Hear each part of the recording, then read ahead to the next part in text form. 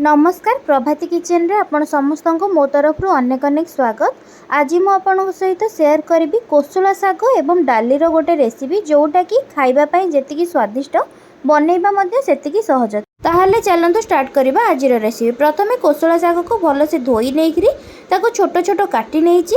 एबे गोटे कड़ाई गरम करी सेथिरे गोटे चम्मच रिफाइन तेल देइची। तेल गरम हो सारिबा परे आधा चम्मच फुटण एवं दुईटी सुखिला लंका देइकरी सेथिरे गोटे पियाज को लंबा लंबा पतला पतला करी काटी नेइथिली। से पियाज को देइकरी भाजी नेइची। पियाज भल से भाजी हे जिबा परे काटिकी रखिथिबा कोसला साग को एबे कड़ाई रे देइकरी किछि समय पर्यंत साग को मो एठारे भाजी नेबी। आपण माने वीडियोटी आरंभ रो शेष पर्यंत देखंतु। जदि वीडियोटी भल लागिबो ताहले लाइक सहित शेयर करनेबे। आ जदि मो चैनल रे नुआ थिबे ताहले सब्सक्राइब मध्य करनेबे। सब्सक्राइब करबा सहित पाखरे थिबा छोट बेल आइकन को क्लिक कर देबे जहा द्वारा मो नेक्स्ट जहा भी वीडियो अपलोड करबी ताहार नोटिफिकेशन आपन पाखु आसी परिबो एवं आपण आसी वीडियोटी को देखि परिबे।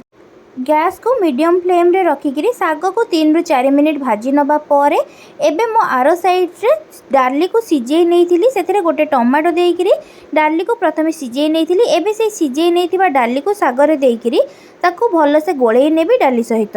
एबे साग एवं डाली को गोळेई नबा परे किछि समय पर्यंत फुटिबा पई छाडी देबी। गैस को हाई फ्लेम रे रखिकी 2 ରୁ 3 मिनिट पर्यंत डाली एवं साग को फुटिबा पई छाडी दबा परे हमर एई साग एवं डाली रो रेसिपी हेगिरी रेडी हेई गला।